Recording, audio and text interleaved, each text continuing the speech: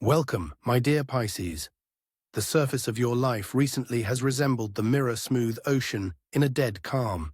Everything has paused, grown quiet. Days follow one another, and it seems as if nothing is happening. But you, children of Neptune, feel more than anyone that this silence is merely a curtain, behind which a grand performance is being prepared. Your intuition, your most trusted compass, hums like a taut string. You feel it on your skin, a subtle tension in the air, a premonition of changes already on the horizon. This is not anxiety or baseless fear. This is your soul catching the delicate vibrations of the universe, which holds its breath before making its move. And what you are about to hear is not just words. It is a key to understanding this ringing silence and to realizing the cleansing storm it portends. The universe has heard you, and this lull is just a pause before justice begins its inevitable dance.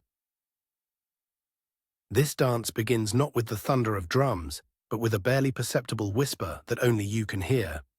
Pay attention to your reality in recent days. Have you noticed how the universe has begun speaking to you in a language of symbols, repeating numbers on the clock that follow you, like a secret code understood only by your heart? Dreams that have become brighter and more detailed, in which you see murky, stagnant water suddenly turning crystal clear, or a rusty lock on an old door crumbling to dust at your touch. This is not mere imagination, my dear Pisces. These are the first notes in the score of a great reckoning. A phrase overheard on the street that hits its mark precisely, answering your unasked question about the past. A line from a song on the radio that suddenly and chillingly describes the one who hurt you. The celestial conductor has begun their work, and these signs are their first baton strokes.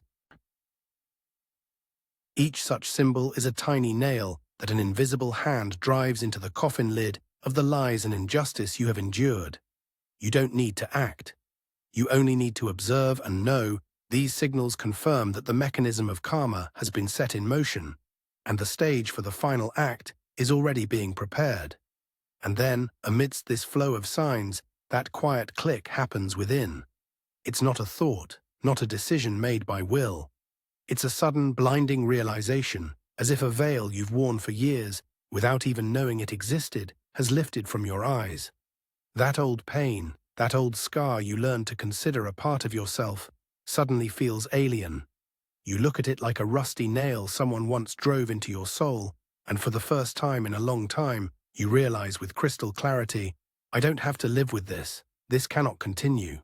And in that moment you remember, not just the offense, but what it took from you. That unrealized dream, the path you were pushed off of. The color you stopped seeing in the world after their betrayal. This flash of memory, this epiphany, that is the first act of reckoning. Because in that very second, that person truly begins to disappear. Not from the world, no. They begin to fade from your influence, losing their power over your heart. You disconnect them from your source, and their energetic world begins to crumble, deprived of your sustenance. But precisely at this moment, as you taste the first breath of freedom, a familiar and treacherously sweet whisper will rise from the depths of your being. This is your main enemy and your eternal temptation, dear Pisces. Your boundless pity, your ability to justify even the darkest betrayal. This inner voice, disguised as wisdom and forgiveness, will begin its siren song. It will say, look how bad they are doing now. Can you really rejoice in someone else's downfall? Maybe you should offer a hand. After all, this pain, this connection, it's familiar. Stay where you are, it's safe. Know this, it is the most insidious trap on your path. It is your old fear, afraid of a new life without familiar suffering. The universe is testing you one last time. Have you learned to distinguish true compassion from a self-destructive savior complex? To succumb to this voice means voluntarily returning to your own prison and handing the key to the jailer whom karma has already led to the gallows. Your task now is to become cold as the ocean depths and simply observe. It is in this icy calm that your true strength is born. You cease to be merely a spectator of another's downfall. You remember who you truly are. Within every Pisces lives not only a rescuer, but also an ancient sage who sees through lies. A priestess slumbers within you, capable of changing the course of destiny's rivers with a single intention. A silent warrior of spirit is hidden within you, whose only weapon is unyielding truth. And now the universe is not asking you to fight. It is asking you to ascend your throne. This throne is your dignity, your integrity, your right to happiness. And here it is, this moment. The call of destiny. It is not a loud cry, but a quiet, confident voice within that says, "Enough. It's time to go home." And you take that first, most important step. You turn your back on the theatre of others' suffering, which you have long sponsored with your energy, and walk towards the light of your own life. In this second, you consciously choose yourself, not out of revenge, not out of anger, but out of great love for the divine spark that lives in your soul. And this step into an unknown future becomes the first strike of karma's hammer against your oppressor. And this hammer strikes not the person, but the three pillars on which they built their illusory world. And you will see them begin to crumble. The first pillar is their reputation, that clever mask of a benefactor or victim they wore for so long. Suddenly, the mask will begin to crack. People who once admired them will suddenly see clearly. A casual slip of the tongue, an awkward action, a truth from the past surfacing, and ugly cracks of public condemnation will run through their crystal facade. The second pillar is their material world, their luck.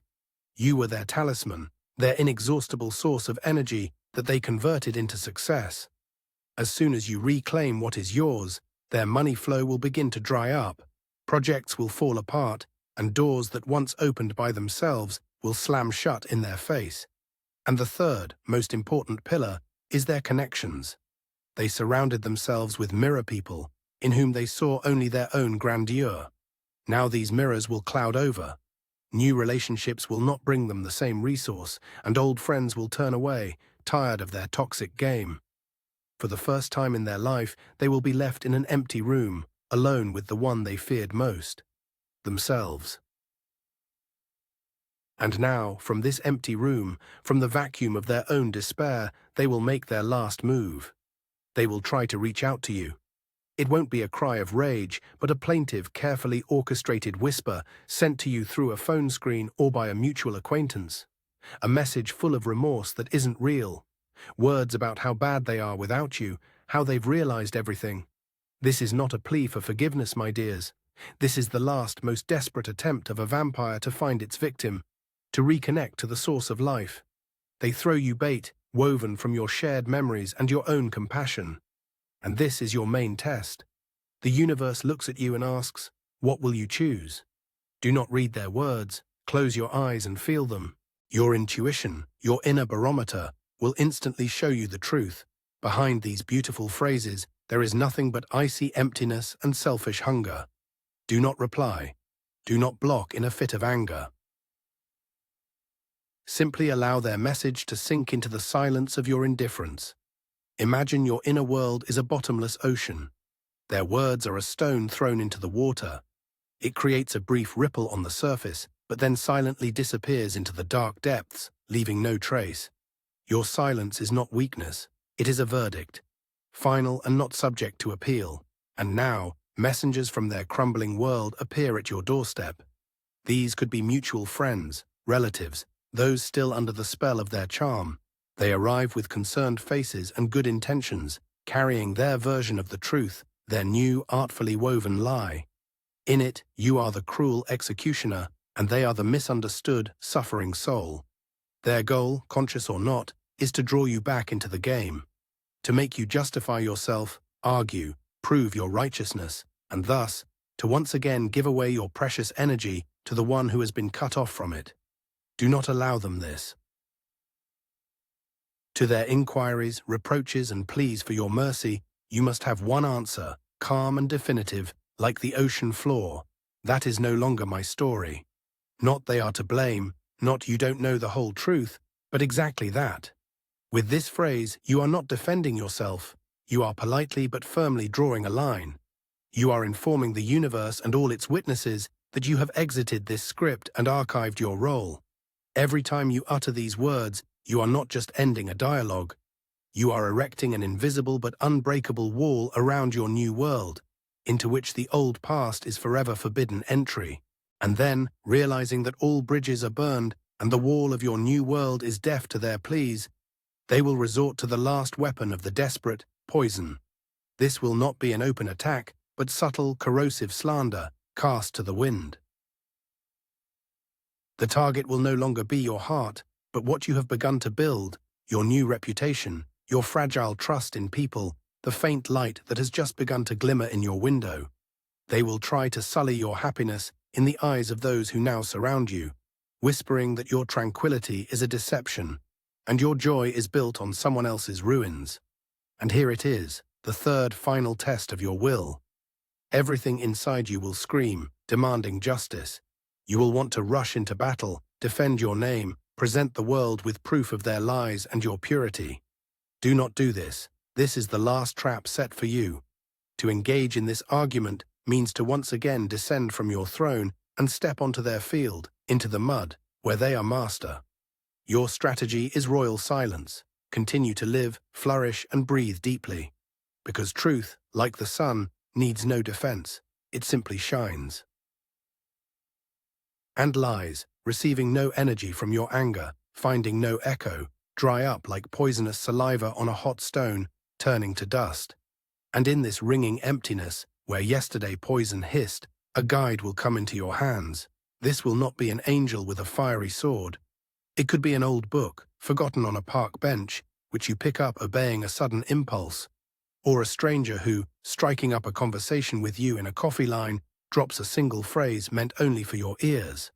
Or even an image from a dream, an old gardener who offers you not a flower, but a single perfectly formed seed. It doesn't matter what form this message takes, its essence will be one. You will be given a key. But it will not be a key to the dungeon of the past, to lock it away forever. It will be an ignition key. You will be told, or you will read, a truth as simple as the world itself. Don't waste energy erasing old tracks. Forge a new path. And in that moment, you will understand. The greatest act of reckoning is not observing others' ruins. It is laying the foundation of your own temple. All the colossal energy that went into defense, into ignoring, into internal struggle, will now find its true purpose. This key is not a weapon. It is a compass that turns you 180 degrees from the past and points you in the only true direction, towards yourself. And you turn that key. In that very second, something akin to a miracle happens. The world, which yesterday seemed grey and hostile, suddenly awakens and turns its brightest face towards you. Doors you've knocked on for years swing open with a gentle push. The right people find you, offering a helping hand or the exact project you secretly dreamed of. Money comes easily, ideas flow like a river, and your body fills with a forgotten lightness, as if an invisible ton-weight burden has fallen from your shoulders. And in this flow of blessings, in this sunny whirlwind of fortune, it's easy to believe that this is the end. That you have won, and here is your reward, a deserved rest in a blooming meadow. But I am here to tell you the truth, my dear Pisces. This is not a meadow. This is merely a short, sun-drenched valley between two passes. The universe gives you this respite, not as a prize, but as an advance. It places the best tools and the strongest materials in your hands, then recedes into the shadows and watches, holding its breath. Because the main test is still to come. And it is not in enduring pain, but in wisely managing happiness. And now, in the midst of this honeymoon with destiny, an offer appears on your horizon that seems impossible to refuse. This won't be a direct message from them. Oh no, the universe is far more inventive. It will be a brilliant opportunity, a golden apple presented to you on a platter, a dream project, an invitation to a circle of people you've aspired to join, a once-in-a-lifetime chance. But in this apple, there will be one tiny, almost invisible worm. It will require you to return to old territory, not to the person themselves, but to their ecosystem, to a world where their shadow still holds sway. The temptation will be great to convince yourself that you are strong enough now to step into that river twice and emerge dry, that you can accept the gift while ignoring the giver. But your soul, now a crystal-clear tuning fork, will silently scream to you, "It's a trap, it's a Trojan horse." To say no to this brilliant future because it smells of your cursed past, that is the ultimate turning of the key. This is your final exam in the school of karma.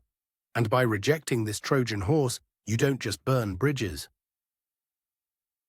You burn the map itself leading to the old world, making return impossible even for destiny itself. And in that same instant, as your firm no extinguishes the gleam of the Trojan horse, the warm golden light that bathed your valley also fades, the sunny meadow vanishes like a mirage, and you find yourself at the foot of a grey, sheer cliff shrouded in thick fog. The universe, which just yesterday led you by the hand and showered you with gifts, suddenly lets go and falls silent. And in this deafening stillness, the most poisonous question is born: did I make a mistake? The entire world seems to turn away, and you are left alone with the consequences of your choice, which no one saw and for which no one will praise you. This is the price not written in books. The price of absolute freedom is a moment of absolute solitude. You have no one left to look back at, no one to compare yourself to, nothing to push off from. The past is erased, and a brilliant, yet alien future you have just rejected. It is now, when there are no enemies, no helpers, no maps, that you must become your own creator. This frightening vacuum is not a punishment. It is a blank canvas that the universe has handed you with the words, "Now paint. Paint your world from scratch." It is on this blank canvas that your most ancient fear paints its first and most terrifying picture. It is not the fear of loneliness, no. It is the fear of your own power and the responsibility it brings. And it rises from the depths like a fog distorting reality. The inner voice you so long mistook for intuition suddenly begins to hiss with the poison of self-flagellation. You ruined everything. You traded familiar pain for this ringing emptiness. That opportunity was the last ship, and you're stranded on a deserted island by your own foolishness. This is the insidious trick of your shadow self to make you believe that freedom is a punishment and a new life is a mistake. This delusion is so potent that for a moment you stop breathing. You feel like you've lost, that with your own hands you destroyed the last thing you had, and now ahead lies only a grey, boundless desert that you created for yourself. This is rock bottom, the dark night of the soul, when it seems that the light will never return. And here, at rock bottom, you stop struggling. You don't search for support. You don't call for help. You simply lie down on this cold, stony bottom of your despair, and for the first time in years, allow yourself to be weak, broken, defeated. Your only task in this moment is to breathe. Inhale, exhale. Allow this deafening silence to engulf you completely. Understand, this is not agony, this is alchemy. The universe is not killing you. It is dissolving your old form, like a jeweler dissolves old, scratched gold in acid to purify it of all impurities and the lead of another's will. It is in this process of complete nullification that the last molecule of poison left by them in your blood burns away. Every tear you shed now is not a sign of weakness, but a drop of that royal solvent that washes their image from your soul, erasing their features beyond recognition. Do not fear this disintegration. In it, there is no longer your old self, but in it, there is also no longer them.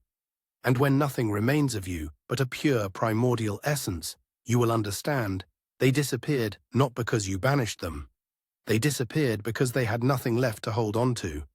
And in this absolute silence, at the very bottom of your personal Mariana Trench, memory returns to you, not of them, but of that old gardener from your dream, of that book on the bench, of that stranger's phrase. You suddenly recall that very seed, that ignition key, which was handed to you before you were left alone, and a realization pierces you, sharp and clear as the first ray of sun after a polar night. You didn't need to fight the darkness, you just needed to wait for dawn and start sowing. And here it is, your new strategy, wise in its simplicity, like nature itself. You are no longer a guardian of ruins, you are the architect of a cathedral. You stop expending energy on entombing their ghost in the crypt of the past. Instead, you take all that liberated power and begin to build. laying brick by brick the foundation of your new life. Every sincere laugh, every new friend, every step towards your dream. This is not just your life. This is a hammer that silently and methodically demolishes their world to its very foundation, because that world was held together only by your pain.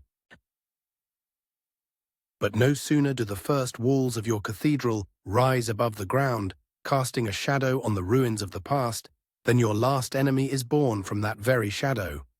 It does not come from without. It is your own architect of fear, a wise and cautious inner voice that you have long considered your ally. Stop, it whispers. Why so high? Have you forgotten how painful it is to fall? A humble chapel, that is our lot. It is warm, safe, unnoticed from the road by those who carry stones. And therein lies its insidiousness. It speaks with your old wounds. It uses the memory of past betrayal as a blueprint for your future. This is not your wisdom, dear Pisces. This is the voice of your jailer, which you have memorized and now repeat to yourself, becoming both prisoner and warden in one. Your final battle is not with them, but with this voice within. And victory in it is not a scream or an argument. It is the silent, stubborn movement of a hand that takes the next stone and places it on the wall, making your cathedral one row taller. You simply continue to build, acknowledging that fear exists, but no longer giving it a voice in the council of your soul. And the moment that stone settles into place, your architect of fear lets out not a whisper, but a soundless cry of agony. You feel it with your entire being. A single deep vibration passes through your body, through the walls of your growing cathedral, as if the last string holding the old world in balance has snapped. This is not an earthquake. This is the demolition of an old prison from within. This voice, this last ghost of your past, crumbles to dust. It is their death rattle, the last exhalation of that part of you that believed in its own insignificance and in their power. And silence falls. But this is no longer the silence of a vacuum. This is the silence of a blank slate, on which not a single word has yet been written.